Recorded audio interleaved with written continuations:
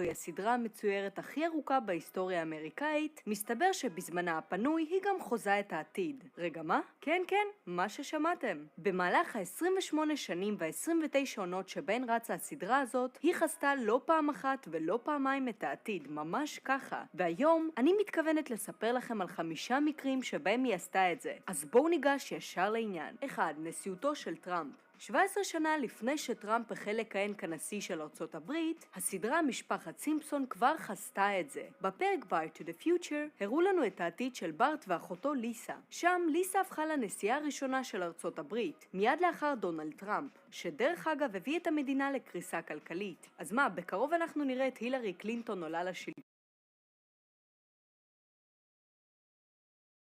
שדרך אגב הביא את המדינה לקריסה כלכלית. אז מה, בקרוב אנחנו נראה את הילרי קלינטון עולה לשלטון אחרי שדונלד טראמפ יהרוס את הכלכלה של ארצות הברית? 2.